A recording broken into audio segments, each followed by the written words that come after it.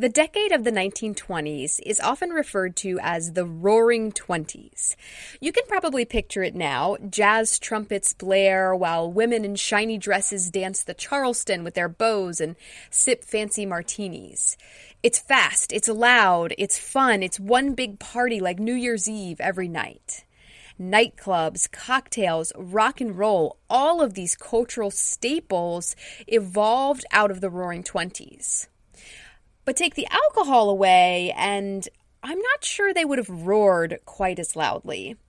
Surprisingly, the 20s took place during a 13-year period in the United States known as Prohibition, when the manufacture, transport, and sale of alcoholic beverages was illegal. Despite this, Americans went to great lengths to keep the party roaring. The government had its work cut out for it to enforce this new ban on alcohol. But did you know they took that enforcement so seriously, it resulted in the deaths of over 10,000 Americans? Let's fix that.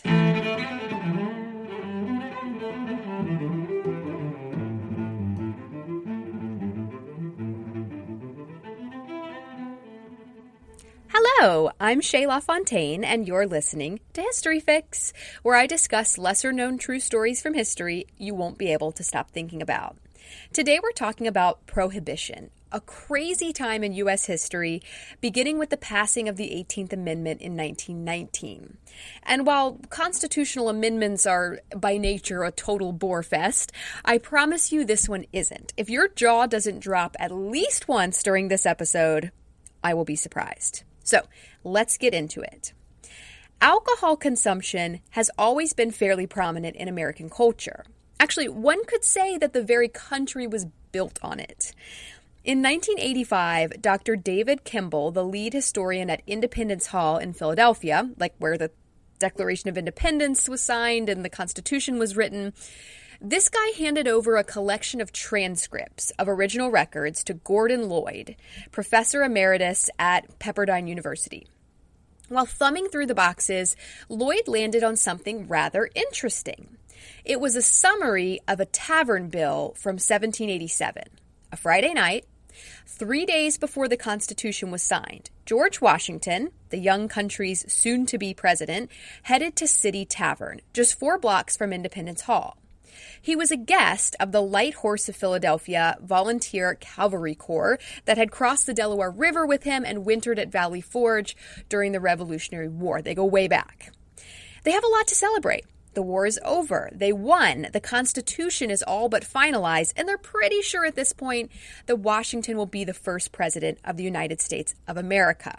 And celebrate they do. That may actually be an understatement, according to the tavern bill Lloyd found, which reports that these men, 55 gentlemen, as it's recorded, collectively drank 54 bottles of Madeira wine, 60 bottles of claret, which is a red wine, 22 bottles of porter, 12 bottles of beer, 8 bottles of cider, and 7 large bowls of punch, which was most likely alcoholic. The bill also includes dinner, fruit, relish, and olives, as well as 21 additional bottles of wine the troupe bought for 9 musicians and 7 waiters who were working at the tavern that night. Oh, and there are charges listed for cigars, candles, and broken wine glasses as well.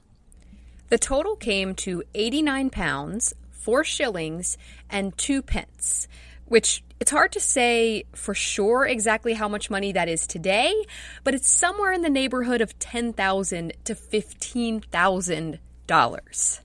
3 days later, just after the signing of the finalized Constitution, the delegates who signed it headed back to City Tavern to celebrate. Lloyd hasn't managed to dig up the tavern bill for this farewell dinner, but he assumes it would have been just as much a party as Washington's night with the cavalry.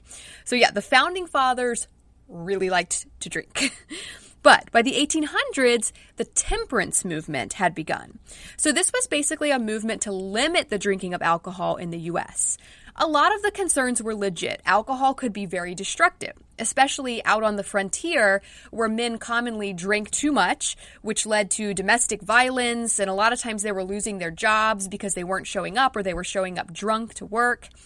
Women were very active in the temperance movement. By 1831, there were 24 women's organizations dedicated to temperance, which is impressive, considering women didn't really take part in politics otherwise.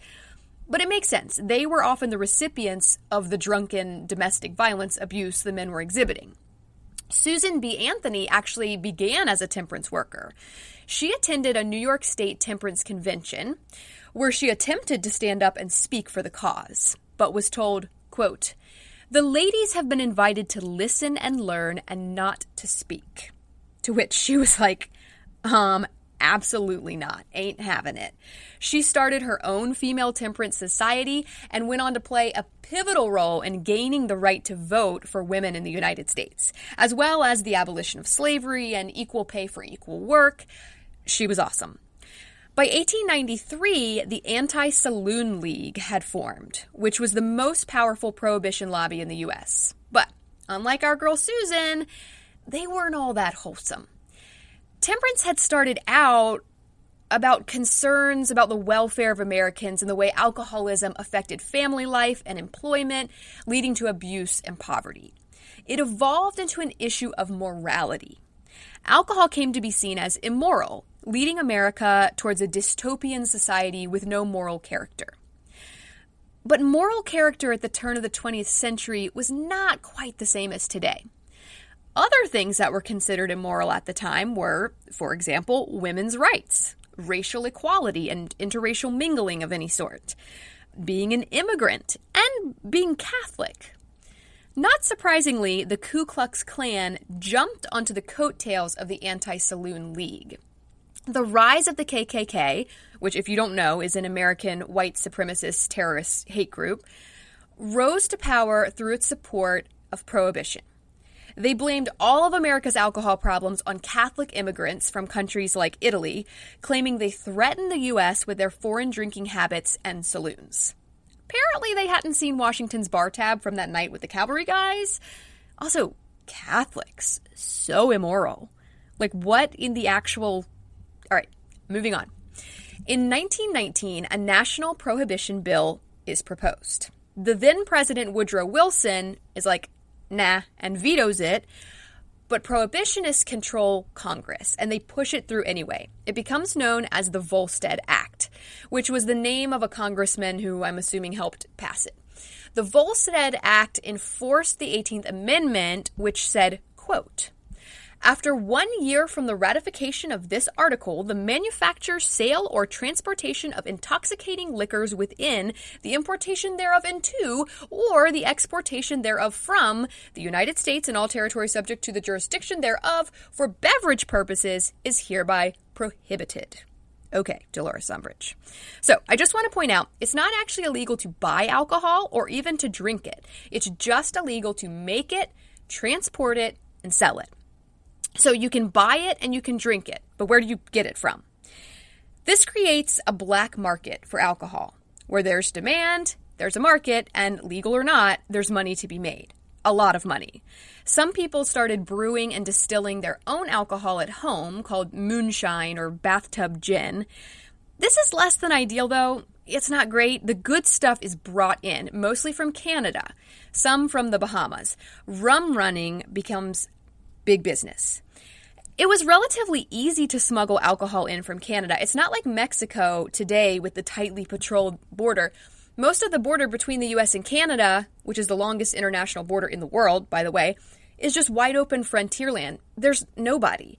Fast cars were souped up to be able to handle the weight of the booze they were smuggling, and they just zoomed it on in. Actually, the rum runners liked driving these fast cars so much, and they got so good at it, they started to meet up on the weekends to race each other.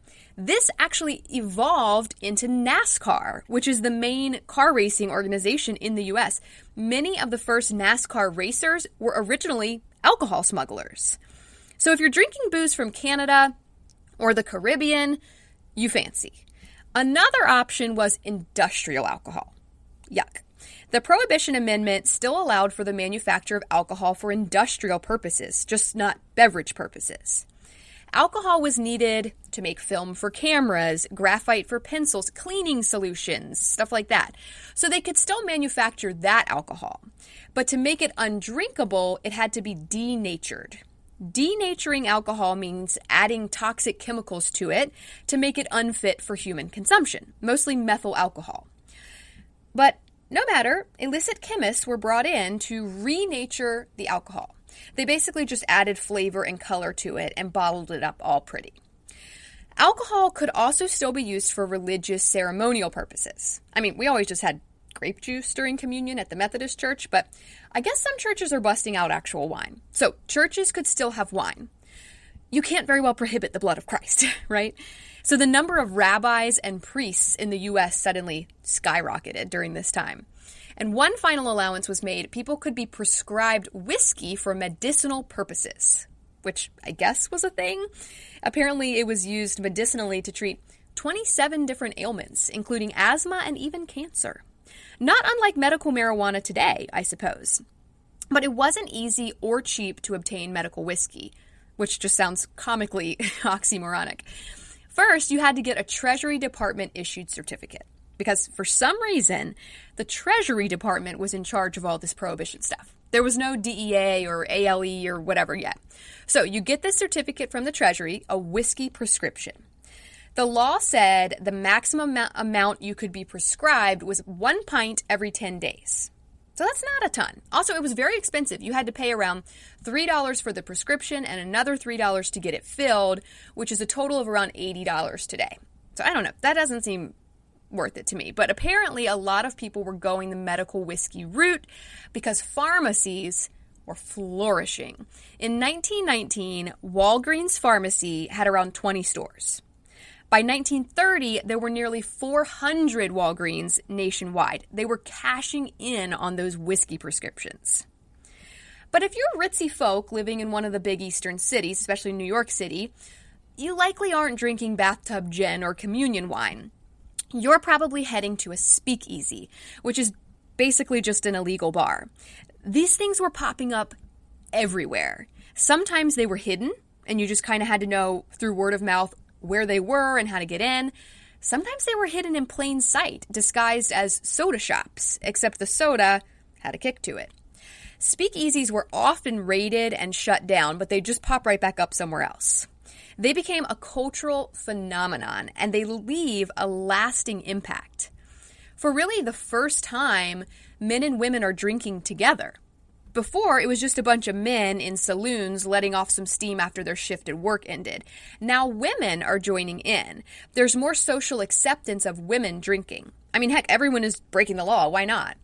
Now that men and women are drinking together, there's entertainment, music, dancing. This is where the concept of the nightclub, the cabaret, came from. Also, cocktails. They existed before this, but now they're necessary. Soda and juice mixed with subpar alcohol masked the taste of whatever it was they were actually drinking. And jazz music. This is the birth of jazz music, which would later evolve into rhythm and blues and then into rock and roll. If you walked into one of these speakeasies, you'd likely see an all-white audience dancing to all-black entertainment. The African American population in Chicago rose by 1,000% during Prohibition. Where there's a market, there's money to be made. And no one knows this better than the mob. Prohibition paved the way for this massive and extremely lucrative black market, and it led to an explosion of organized crime. Many of the speakeasies were owned by gangs, and those that weren't got their alcohol from the gangs. Gangsters were popping up all over, controlling the bootlegged alcohol game, paying off the police to turn a blind eye. One of the best-known mob bosses of all time was a product of Prohibition. Al Capone, or you may know him as Scarface, became the leader of the Chicago outfit in 1925. By the late 20s, he's raking in over $60 million a year bootlegging. He basically owned law enforcement. He rigged the 1927 election for mayor of Chicago and basically got complete immunity from the law, for a while at least. But there are Capones all over the country. Organized crime is rampant, which is so ironic, right? I mean, the whole purpose of Prohibition was to crack down on immoral behavior, to keep the U.S. from this dystopian fate everybody was fearing, and now it's basically run by the mobs. By 1926, the Treasury Department has had it up to here. They are so sick of the blatant disregard for the 18th Amendment, and they just want to get back to making coins and stuff. I'm still just so confused that the Treasury Department was in charge of this. A lot of the alcohol at this point is that renatured industrial alcohol. So the government decides to up its game. They're adding a ton of methyl alcohol and all kinds of other chemicals to it now. In the beginning, I think they were like, cool, if we add this actual poison, surely no one will drink it. And then when people continued to drink it despite the actual poison, the strategy shifted to, okay, well, if we add enough to cause serious harm, people will get scared and stop drinking it. So that's what they did. And a lot of people died. An estimated 10,000 Americans died from drinking poisoned industrial alcohol during Prohibition. 750 people died in a single year in New York City alone. Many that survived were paralyzed or left blind after drinking the methyl alcohol-laced concoction. So they intentionally poisoned people to dissuade others from drinking. And you guys, this got my mind racing, and I think I discovered a new conspiracy theory. Hear me out. I'm probably way off base, but hear me out. This situation with the poisoned alcohol reminds me a lot of what's been happening today with fentanyl-laced illicit drugs. Several people that I went to high school with have died in the last couple years from doing drugs that they didn't know contained fentanyl.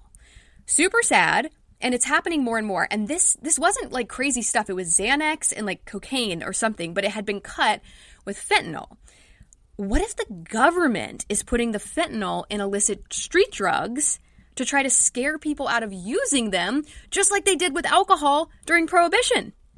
I don't know. Like I said, that's probably way off base, but they have motive, and they've done it before. Just saying. In 1929, the U.S. stock market crashed. People are freaking out, frantically trying to withdraw all their money from the banks, and it's not like the banks have all that money just sitting in the vaults. It's not green guts, okay? So the banks are screwed. Thousands of them are forced to close, and this sets off a period of economic demise known as the Great Depression. A bunch of people lose their jobs. People are poor. Really poor, the poorest America has ever been. Discontent is growing. The government is intentionally poisoning people and still not letting them drink and also not helping them, and they're poor and mad. John D. Rockefeller had donated over $1 million to the temperance movement, and even he is like, okay, that's enough. He announces his belief that the law should be repealed. Tides are changing. There's a presidential election in 1932, the worst economic backdrop of any presidential election. Not the worst backdrop in general, that goes to Lincoln's 1864 election for sure, but the worst economic backdrop. It's Herbert Hoover and Franklin Delano Roosevelt. FDR steps up and he's like, yeah, we got to get rid of Prohibition. This is nuts. And he wins the election by a landslide. But it's not just because he likes to drink, because he did like to drink. It's because of the economy.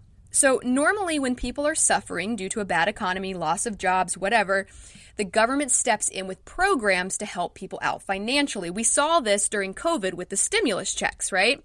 There are things the government can do to save its people during a depression if the government has money. The problem was the government was just as poor as the people. They didn't have the money to bail people out, so everybody was just going down together. FDR knows the largest single source of tax revenue before Prohibition, yes, the largest single source, was alcohol. Back when selling alcohol was still legal, the government was making bukus of money taxing it. The lost tax revenue over the 13 Prohibition years amounted to an estimated $11 billion in 1920s money. That's around $168 billion today. On top of that, they were spending tons of money to enforce Prohibition, quite poorly, I might add, considering law enforcement was so easily bribed by the mob. So this is really a no-brainer. The government needs money to bail the country out of the Great Depression. Instead of reaping all those alcohol taxes, the money's being funneled into street gangs and organized crime mobs. They're not doing any good with it. They're certainly not giving poor people stimulus checks. So on December 5th, 1933, the 18th Amendment was repealed by the 21st Amendment, and alcohol is once again legal to manufacture, transport, and sell. The government starts collecting those taxes, which go towards programs and projects to help end the Depression, FDR's New Deal. Stay tuned. I'll be right back after a quick break. Hello, nerds. Come listen to the History Nerds United podcast, and let's make history fun again. We interview today's best authors, whether they are established Pulitzer Prize winners or someone debuting their first book. Let us show you that history is not a boring class you took in high school, but a place where the best stories come from. And we don't just cover history. We also love to chat about true crime, biographies, memoirs, and so much more. So head on over to History Nerds United and let us introduce you to your new favorite book and learn the story behind the story. History Nerds United.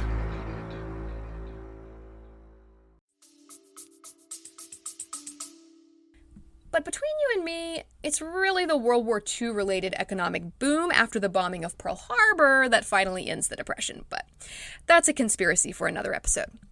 So, did Prohibition achieve its goals of cracking down on those immoral alcoholic Catholic immigrants? No. Not at all. It quite possibly achieved the opposite of its goals. Take that, KKK.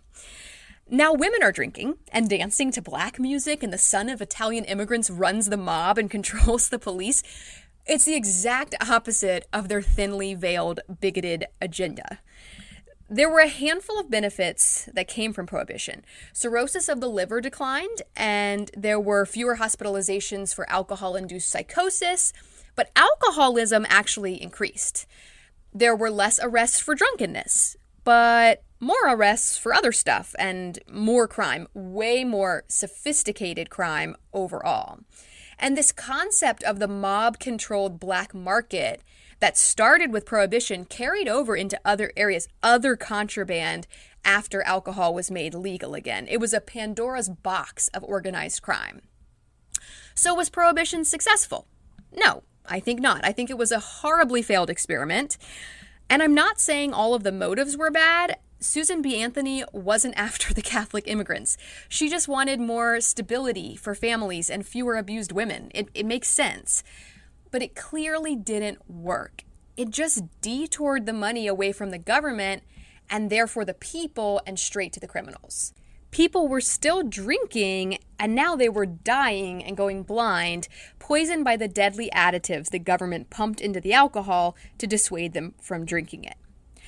The problem with Prohibition is that it went against everything America stood for, was built on. Freedom, right? It's all about the freedom. I always knew growing up in the United States that it was the land of the free or whatever, but honestly, I didn't really know what that meant until I spent some time in Italy. I spent about a month and a half working on a sailboat off the coast of Sardinia back in 2011. It was a dream. It seems like a dream now. But I remember Marco, the owner of the boat, I remember him telling me, not everyone can own a boat in Italy. And I was like, huh? What do you mean? And he went on to explain that in Italy, well, in a lot of places, come to find out, the government has to approve you before you can buy a boat. They look at how much money you make and they determine if you're able to afford a boat or not. If they decide you can't afford a boat, you can't buy a boat. I was completely blown away by that. I still am. It was the first time in my life, I was like 23, and it was the first time in my life that I realized what it meant to be free and that America is quite unique in its freedom. It made me incredibly appreciative of my country. I felt very patriotic because here, you know, you see like a beat up old rusty mobile home with a huge trampoline in the yard, a couple of boats, and a massive satellite so they can get 1 million channels for their big screen TV. If it was up to the government, no, they can't afford that stuff, but they're free to make that decision themselves. And if that's what they want to put their money towards, you know, then so be it. It's a beautiful thing. So Prohibition brings up a really interesting philosophical question.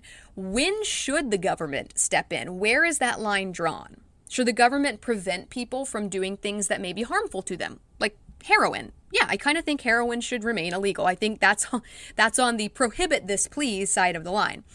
But then I remember a news story from years ago that's stuck with me about controversy over a proposed law that would limit the size of sodas that could be sold in New York City. It basically said that food service establishments couldn't sell sugary drinks that were larger than 16 ounces. And people freaked out about this. They were adamantly opposed to this law. And it didn't pass because of all that backlash. It felt like the government overstepping the line.